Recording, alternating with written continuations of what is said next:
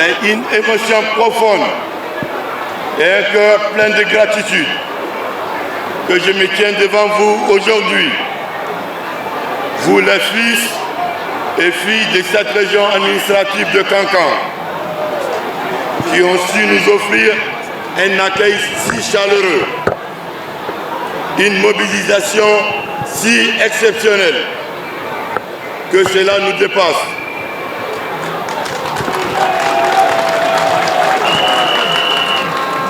Je n'ai pas les mots assez forts pour exprimer à quel point ce soutien nous touche profondément.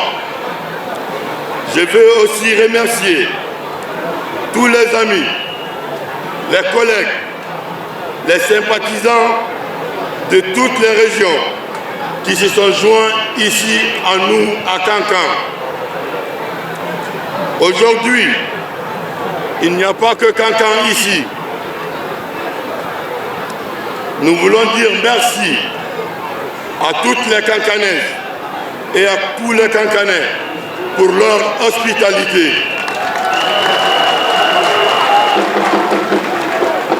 Merci au gouverneur de la région administrative, aux préfets et sous-préfets. Merci aux autorités morales et religieuses.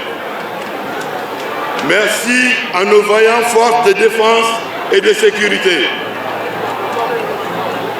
Je veux adresser un remerciement particulier à notre maman, celle que nous appelons affectueusement la maman nationale,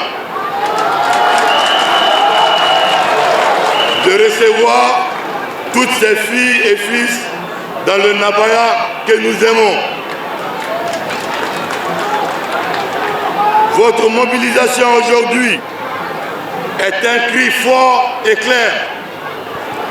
C'est le cri d'un peuple qui dit à son président: nous croyons à votre vision globale et intégrée de l'État.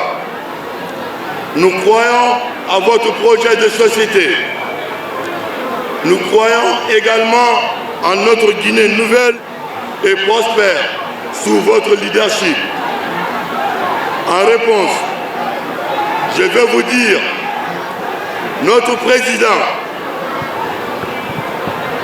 est prêt à tout donner pour ce pays. C'est le sens de son combat.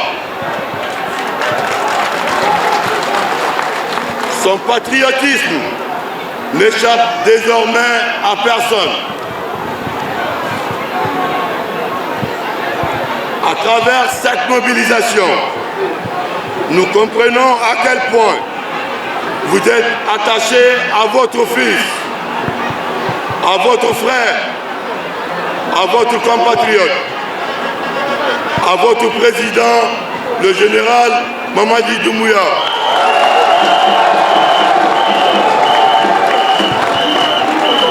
Chers compatriotes, mes frères et sœurs de la Haute-Guinée,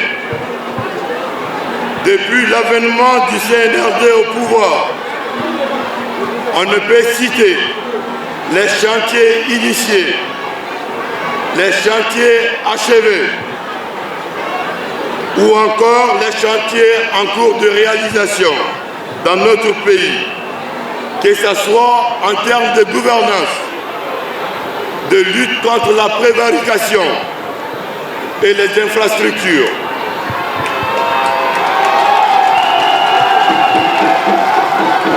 Le président Doumbouya a décidé d'orienter son engagement et ses actions vers l'édification de notre pays en mettant l'accent sur les résultats concrets. En ce sens, permettez-moi de faire un pont et citer quelques travaux en cours rien qu'à Kankan. Il y a le projet de réhabilitation de l'aéroport, la construction et le bitumage de la route nationale RN7 Conakry, plutôt Kankan, Mandiana, fleuve Sankarani.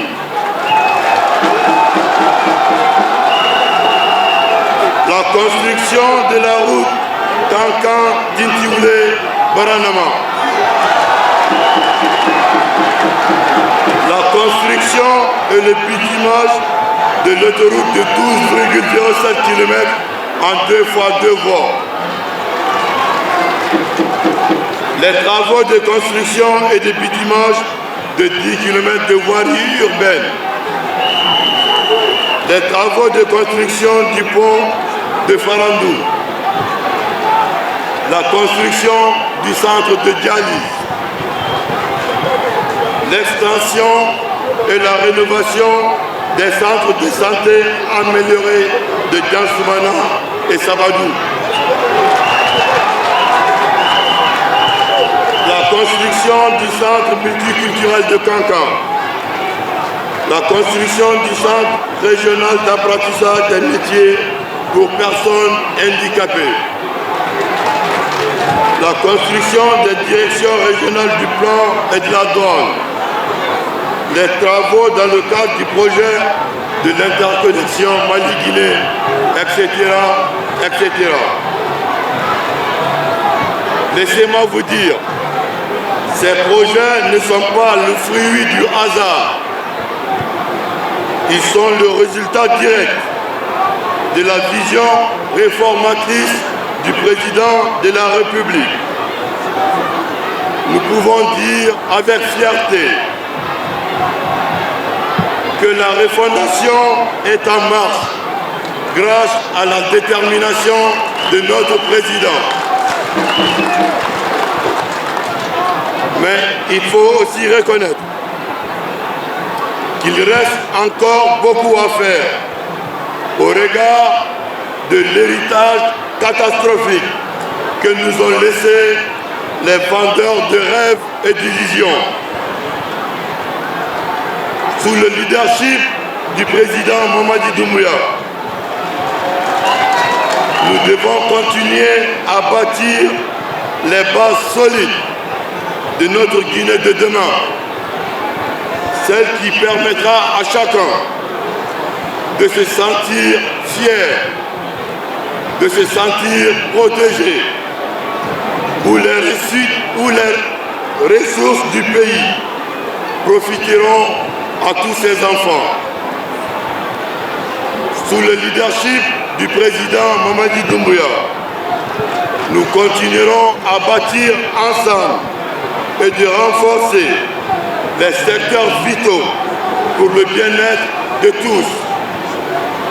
Voilà le seul projet qui tient à cœur notre vaillant président.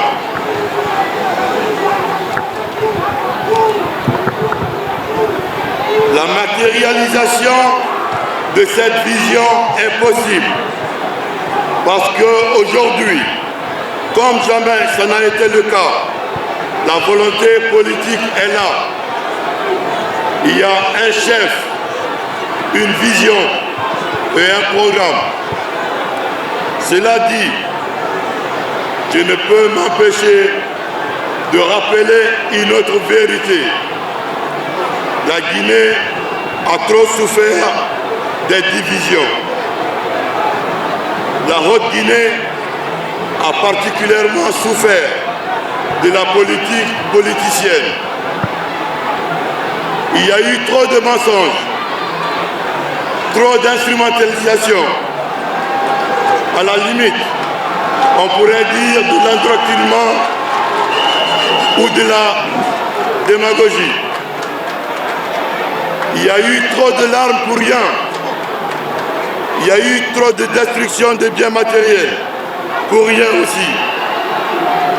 Les années et les années de combat et d'accompagnement politique ne vous ont donné que la honte, le désarroi et la déception.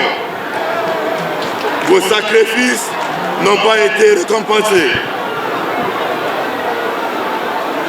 Ce que je dis ici est une vérité. Ce sont des faits. C'est vérifiable parce que vous êtes aussi des témoins. Je vous invite humblement, pour ceux qui portent encore une petite dose de honte, de gêne ou d'ego d'être vus parce que hier, ils étaient partisans de tel ou tel parti politique, à vous remettre en cause, de faire le choix de la raison, du réalisme, du pragmatisme et d'avoir dans vos cœurs la Guinée, rien que la Guinée, comme notre président de la République.